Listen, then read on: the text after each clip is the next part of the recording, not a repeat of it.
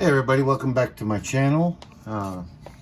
Just wanted to give you an update on what I have gotten done. There was videos before that I put up that were of what happened to me on the 14th of September this year, 2020. But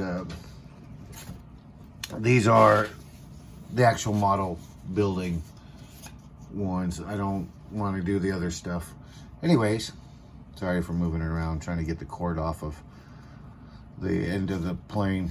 So I got my 2 servos, rudder, and elevator. I have a Spectrum AR620 receiver, and I just weighed this thing, and I was shocked at how, sorry about moving the camera, shocked at how much this thing already weighs. It is about 4 pounds 7 ounces already. Now, I don't know if that's good, bad, whatever. All I know is I still got the main wing to do, and I also have to reinforce the front end. So whatever motor I put on there, which I'm going to have to upgrade my motor. This little speed control can handle a 2S to 4S, but if I have a bigger motor, is it going to be able to handle it? Is it not? What size battery am I going to need? This is my battery position for it. It's pretty much balancing out where center of gravity would be, which is like right there. And so that's good. I just don't know what else to do. Is the weight good or not? Do I continue skinning it like this, or do I call it quits and just cover it in park light? I've never built one, not for flying like this. I've done them with tissue paper, which I could do that, but they look like garbage. Sorry, that's just my opinion. But needless to say, I got the elevator done, and I now have the rudder done. Now, I left this unskinned because I'm going to do park light, so these ribs show through like they're supposed to, and they were solid on the real aircraft up front. So this is skinned, and the balsa plywood I'm using is only 1 millimeter thick, so it's not that thick, and it's not heavy at all. It's just amazing that with all the stuff in it already, the electronics, without the motor, by the way, it's almost 5 pounds. And I don't know if that's good or not. I was going to upgrade the motor anyways, because I don't think the motor that, I think it was Tower Hobbies. Yeah, I think Tower Hobbies is where I bought it. I don't think Tower Hobbies was doing their job, far as I'm concerned. You know, I told them what I wanted. They wound up going off of some video on YouTube, looked at what the guy was putting on his plane, and they said, oh yeah, this is good, this is good. And then I find out afterwards what they did, which is not cool. They should have listened to me, kind of figured out what my plan was, and either A, tell me to call back when I have weighed the plane a little bit more so we can figure out the weight of this, and I would have bought whatever motor and whatever ESC. I mean, it didn't need to be a quick sale, because it could have been more of a expensive sale. You know, I could have, instead of spending $49 on this little motor, I could have spent $120 on the right motor, and then the ESC would have been the same thing. So anyways, enough complaining about that. That's the plane so far. I've been happy with it for as what I've gotten done. There's still more to go, obviously. Next is the main wing. So with the main wing, I'm trying to figure out to now cut down on weight, which I think that'd be smart. These are 9-gram servos, metal gear, so they're pretty tough. And I'm wondering, because I did want ailerons and flaps for this thing, that I may be running one for the ailerons and one for the flaps. And I am going to figure out how to run Sullivan cable, which I've seen them use on another guy's channel.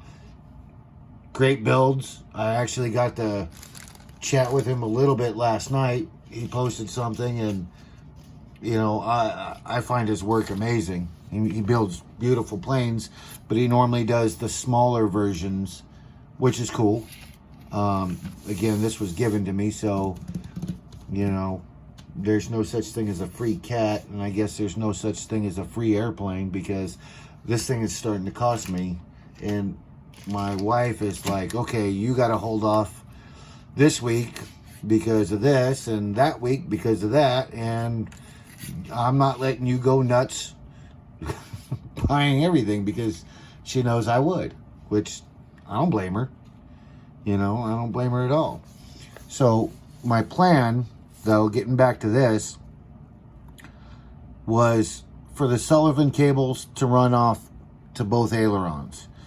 One horn goes back and forth, and one aileron will go up, one aileron will automatically go down, no matter what. That'll give me more turning radius. I don't know if, you know, having dual servos out at the wingtips, off camera obviously, out at the end of the wingtips, does this one go and the other one not move? Do they do what they're supposed to? I mean, does one go up and one go down, you know, depending on which way you're turning? I don't know. So I'm going to figure this out. If anybody knows, anybody that's not family members, that doesn't know anything about these airplanes and stuff like that, if you've built one, you know, any information for me would be great, because I just don't know anything. This is going to wind up obviously running up into the fuselage. My receiver is like directly above this, so that's kind of cool. I don't have to add any extensions on it and stuff like that. But the second thing was, I was thinking, so let's say this servo is this way, the horn's pointing this way, left and right, left and right, left and right, no big deal. The second one would sit like this, with the arm out. Both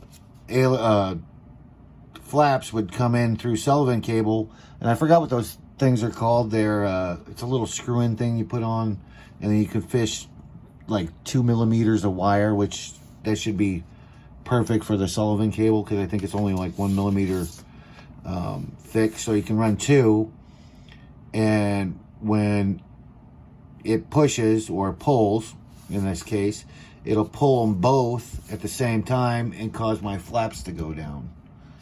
So that's my idea. I'm nowhere near that yet. Apparently, after going through all this crazy stuff, instead of just making a flat wing or, you know, rudder and elevator, it's got dimension to it, which is kind of cool. I had fun doing it. I'm not complaining about that.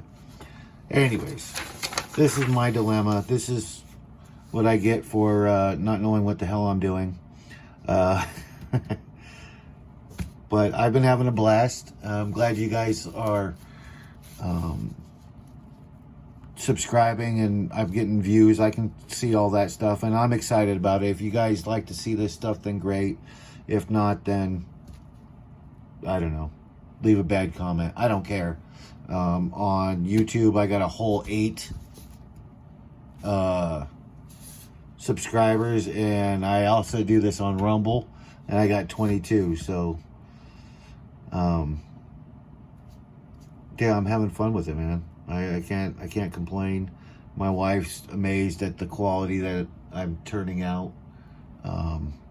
You know, and more every time she comes in here to check on me to see if I want food or a drink or whatever, she sees it becoming more and more of an airplane, and I get to see it too. And to me, it's cool. I've always loved airplanes as a kid, and built models with my older brother, and we did stuff like, you know, at friggin' 5 and 10 years old, him and I were doing stuff like weathering back then, you know, little chips on the leading edge of the wings, and we would make sure that the guns had smoke and smoke trails and like burn marks on the tip. And this is as kids. So this is definitely bringing me back to my childhood, and I'm having a blast. Stuff like this, I don't know. And you know what? I don't know if I should cover this whole wing, because if that was what added all that weight to this, maybe I should just, you know, do planking in it to make sure I have a spot to cover the wing enough to where I can grab on with the park light. I don't know. I really don't want to see all the ribs. I want to airbrush them in and do it like the pattern on the box, or actually have the model that I want to do it off of is the number 24, not the 13, Hellcat, which, all right, this sucks. I probably said it from the top camera, but I'm going to do it the number 24 from the USS Enterprise from World War II. 24 is the day that I was born, and, you know, I just put that on stuff, you know, just stupid session, whatever you want to call it. But I want to airbrush all these in there. I don't want the ribs from the wood to show through. So I don't know. This is my dilemma. But again, I'll figure it out. And if it's a friggin' brick, I'll pull all the guts out and put the fake landing gear on it, or close it up, and I'll hang it from my ceiling as one of my other models to go along with all the other stuff that I've done. Sorry, I had to take a drink of my Monster at 8 o'clock at night. Anyways, I plan to be up for quite a while. Alright guys, this video is way too damn long already. I apologize. That's my dilemma. I think I figured out how to go about getting what I want achieved. Maybe I'll put one up farther and one back. Maybe that'll give me my my inline, so my weight's not left or right, and put one there, put one on that side, and I'll be able to get my movements for my ailerons and flaps. Other than that, you guys like and subscribe if you want. Leave comments. All comments are welcomed. All bad comments will be discarded. No, I'm just kidding. I don't care. Other than that, you guys have a great day. And thanks for watching my update.